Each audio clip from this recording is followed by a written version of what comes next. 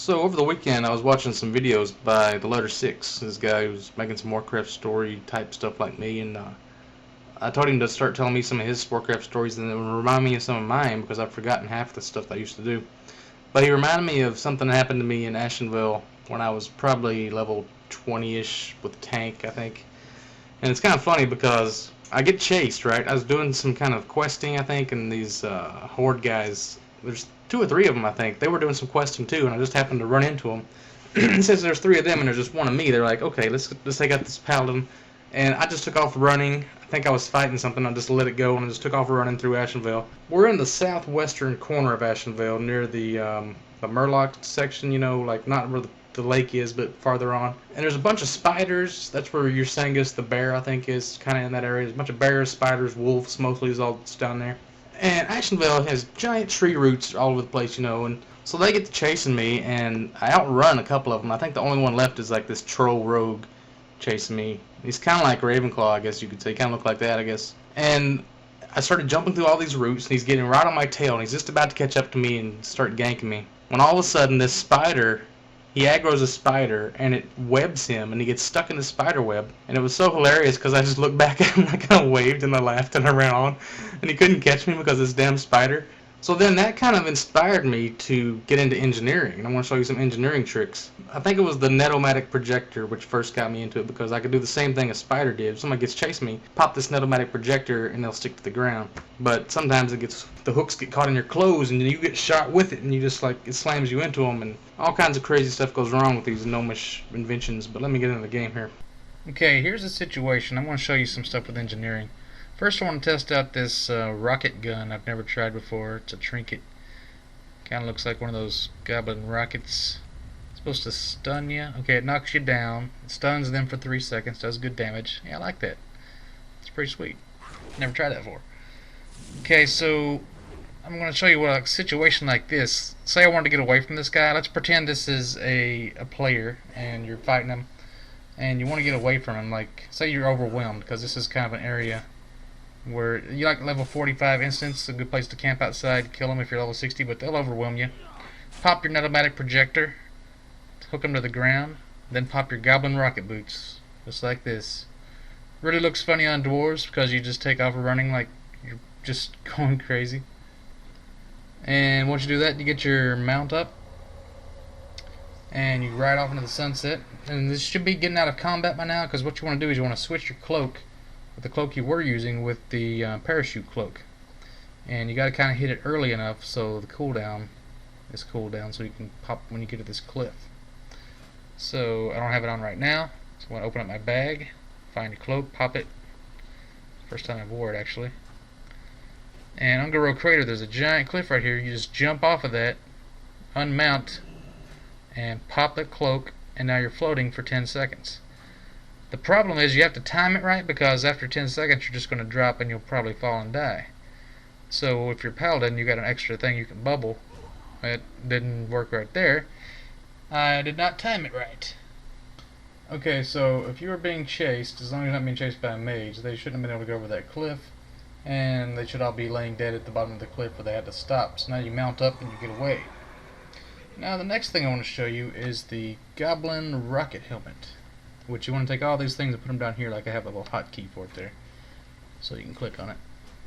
But first thing we need to do is go to the interface, find your helmet, and make sure that the helmet is not being shown. Like right now I've got the helmet showing, which pretty much tells anybody that you're wearing a Goblin Rocket Helmet, because it looks like you're a spaceman or something. It's really obvious.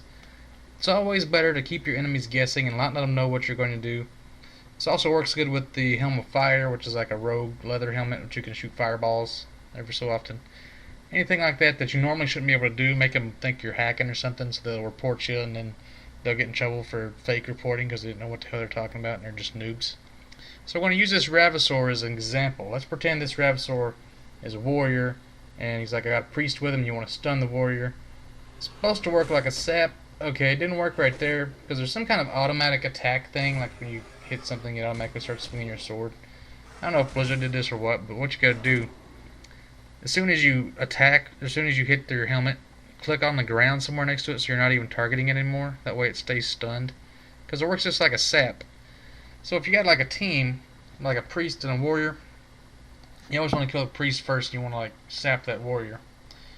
So you use the rocket hammer on him and you stun him, and you proceed to kill the lighter guy. Now this next thing we're going to look at is the Gnomish Harm Prevention Belt, which makes like a little priest type shield. And this is good if you're fighting a shaman or a druid or somebody that heals, and when you start healing, they start healing usually. So let's get into combat here. This is what we normally do. Now let's pretend that our health is getting really low or something, and it's time for you to pop your bubble and shield like you normally would. You hit this prevention belt, and it looks like a shield, and you start healing. Then when they start healing, you come out of it and you start hitting them again. You're like, wham, wham, I'm not really healing, that's fake. And then they don't know what to do and they get confused. They're like, why is he wasting his shield? He didn't even heal. Then they start attacking. Well, you just got these extra free hits in. Now you pop your real shield and you do the real heal. They're like, what the hell? He's hacking. He just used 2 shields in a row. That's not possible. And they freak out. And it just keeps them confused. I mean, the first time you didn't really heal, so if they didn't call your bluff, they could probably keep hitting you and kill you. But it's good to psych people out. It's a nice little trick. Otherwise, the prevention belt is kind of useless because it doesn't absorb much. Okay, here we are in Azshara, which is another good place with big cliffs. This is also good for using a parachute cloak. So if somebody gets to chasing you, you jump off here, give it enough time, pop it. You get 10 seconds now to float back down to the bottom. And even if you hit something like that, see, looks like I'm running, but it's still active, just like a mage system spell. And while we're here, this is a little area I wanted to show you guys. This big temple right here. It's got this big sea giant in it named Lord Arkarok or something like that. I don't know if he's like one of the old gods or one of those type of important faction leaders or something. He's got all these guards. He's got these lobster type people. He's got murlocs. And he's got just fish people all around.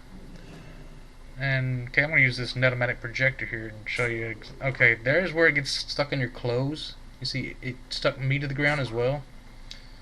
I don't have my Blessing of Freedom on a hotkey, but okay, here's the guy.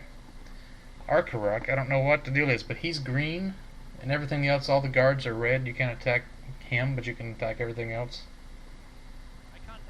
So I don't know what he's doing here, or if he has any point or whatsoever, but... Okay, now we're in Winter Spring, and I believe this could be the highest point in all of the World of Warcraft that you can get to, without cheating. This big mountain up here next to these towers in Winter Spring. And I used to come up here, and I would jump off and I'd try to get to Ashenvale, because right down here you got Orgrimmar south of you and Azshara, not Ashenvale. And what I would do is I had my parachute cloak, and I had Noggenfogger elixir or something that would let me float for a really long time. So let's see if I got all my hotkeys ready and jump off here like this.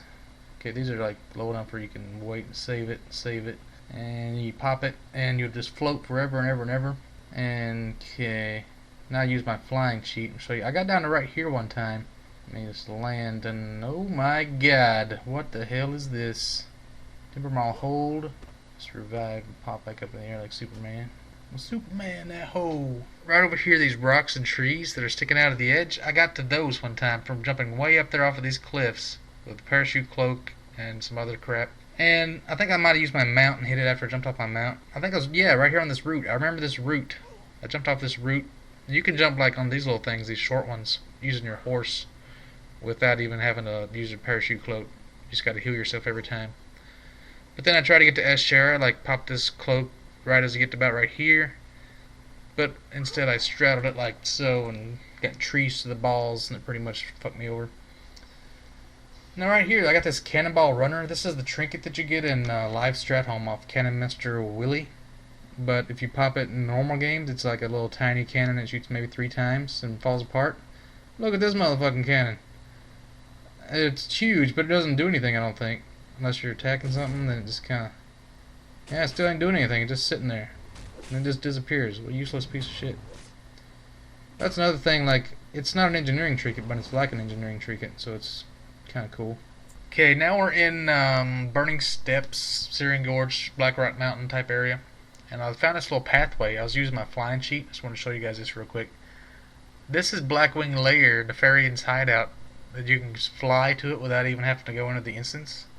Of course, you can't trigger anything because it's not an actual instance, and there's a little step thing, and you fly up above it, and you can see there's like this little lookout perch. Like, what is this? What is this right here? It's just for looks, I guess, if you can see it from down below. It doesn't go with anything. You can even fly up over this mountain